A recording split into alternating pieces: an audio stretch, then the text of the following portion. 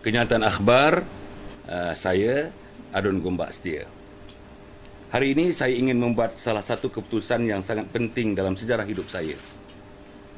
Keputusan itu berkaitan dengan isu pemecatan saya sebagai ahli PAS yang dibuat dalam mesyuarat Ahli Jawatankuasa PAS Pusat pada 8 Januari 2012 yang lalu.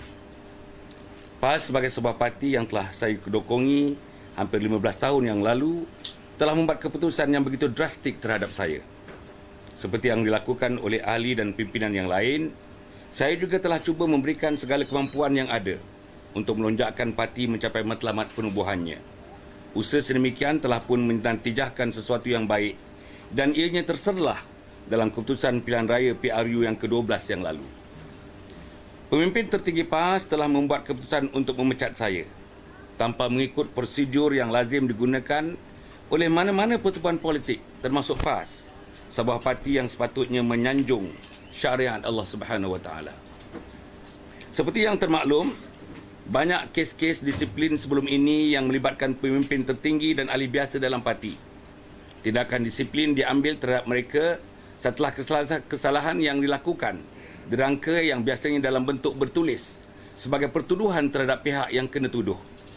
Sepanjang ingatan saya, setiap mereka yang terlibat diberi ruang dan peluang untuk membela diri, mengikut prinsip right to be heard, yang juga merupakan inti kepada prosedur tindakan disiplin yang sepatutnya diambil oleh PAS mengikut lunas-lunas syariat. Kes yang melibatkan saya dilakukan secara paling otokratik dan paling tidak demokratik. Mereka membuat keputusan secara arbitrary, berhujah dan mendengar dari satu pihak sahaja. Tindakan pemecatan yang biasanya merupakan tindakan last resort dibuat seolah-olah wujudnya satu komplot untuk menjatuhkan seseorang. Apa yang berlaku? Tindakan yang diambil begitu tergesa-gesa, termasuk tindakan untuk menggugurkan saya sebagai ahli exco kerajaan negeri, yang juga dilakukan secara tergesa-gesa oleh Setiausaha Agung PAS, yang meminta supaya pengguguran itu dibuat secara serta-merta. Saya yakin amalan ini tidak syak lagi bertentangan dengan amalan dan akhlak Islam yang menjadi tulang belakang kepada amalan pengurusan parti. Saya menyerahkan kepada Allah Subhanahu Wa Taala untuk memberi pembalasan kepada mereka yang bersekongkol menganiaya saya dalam kes ini. Seperti yang saya bayangkan di atas, saya telah merujuk kepada alim ulama di dalam dan di luar parti serta para profesional, ahli akademik serta ahli biasa mengenai isu pemecatan ini. Terdapat dua aliran pemikiran yang menyokong dan tidak bersetuju dengan saya membuat rayuan. Setelah berenung berbagai sudut termasuk kepraktikalan gerak kerja saya seterusnya, dan yang paling pentingnya setelah beristikharah, telah membawa saya membuat keputusan untuk tidak membuat rayuan. Maka dengan ini, saya menyatakan dengan rasminya bahawa saya tidak akan membuat rayuan yang akan tamat tempohnya pada 7 Februari 2012 ini. Di antara asas keputusan muktamar ini, selain daripada yang disebutkan sebelum ini, saya tidak selesa dengan perkara-perkara berikut. A. Peranan parasit-parasit yang begitu menonjol dalam mesyuarat membuat keputusan tersebut sehingga pimpinan tertinggi terpaksa membuat keputusan di luar batasan pengurusan manusia dalam organisasi seperti yang lazim dilakukan. B. Saya tidak pernah menerima surat, pesanan ringkas atau panggilan telefon meminta saya hadir khusus untuk memberi keterangan terhadap apa-apa pertuduhan sekiranya ada yang dikenakan terhadap saya. C. Saya berpegang kepada kenyataan Tuan Guru Mursyidul Am yang menyatakan bahawa segala-galanya yang melibatkan saya telah selesai berikutan dengan pertemuan Mahabbah di Kota Baru pada 27 hari bulan Disember 2011. Saya mendapati hala tuju dan dasar perjuangan parti telah terkeluar dari landasan asalnya. Negara Islam, hukum hudud, kepimpinan ulama, ukhuwah Islamiyah dan akhlak Islam tidak lagi menjadi amalan dan terpancar dalam urusan harian parti. Sedangkan elemen-elemen inilah yang pada awalnya merupakan daya penarik utama kepada kemasukan saya menyertai perjuangan PAS. Kerap kali saya mencadangkan supaya PAS mengkaji semula kedudukannya dalam Pakatan Rakyat.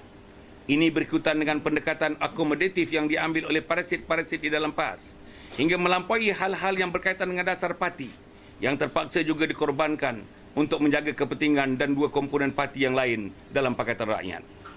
Dalam konteks pentadbiran Negeri Selangor, saya sendiri menghadapi kesukaran dan suasana serba untuk melonjak, menjunjung dan mendaulatkan Islam serta bangsa Melayu seperti yang termaktub dalam pernyataan dasar parti. G. Dalam banyak hal, saya dapati pemimpin parasit dalam PAS lebih gemar mendengar pandangan daripada DAP dan PKR berbanding daripada wakil partinya sendiri dalam hal pentadbiran kerajaan negeri, khususnya yang saya tahu negeri Selangor. H. Saya berpendapat ruang untuk Islam di Selangor khususnya yang berkaitan dengan nahi mungkar yang menjadi perkara pokok perjuangan PAS hampir tidak wujud. DAP, PKR dan sebahagian daripada pimpinan PAS negeri yang menjadi parasit parti tidak menyebelahi saya atas alasan bercanggah dengan hak asasi manusia, kebebasan individu, hak untuk memilih dan demi mengutamakan perjalanan ke Putrajaya. I.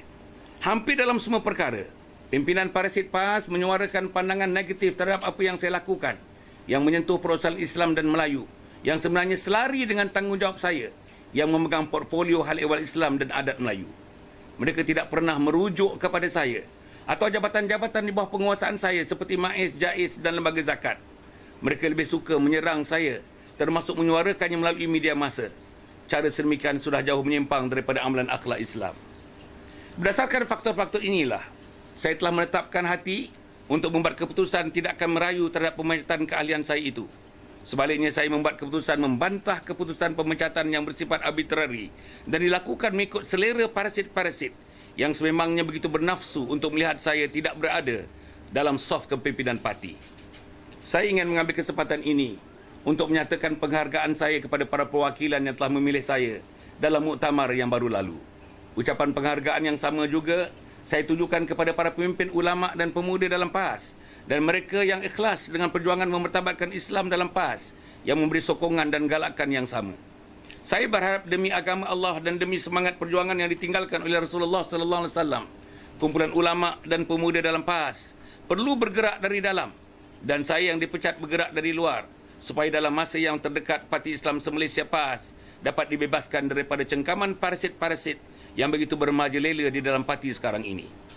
Izinkan saya juga memberi sekelumit pandangan tentang perlunya Majlis Syura PAS terus diperkasakan bagi menentukan badan ini benar-benar berfungsi menentukan supaya dasar perjuangan parti pada pernyataan dan rohnya tidak mudah dilentur mengikut selera mana-mana golongan termasuk apa yang sedang dilakukan oleh parasit-parasit dalam sistem parti PAS. Saya juga ingin menyentuh mengenai program roadshow yang sedang giat dikendalikan.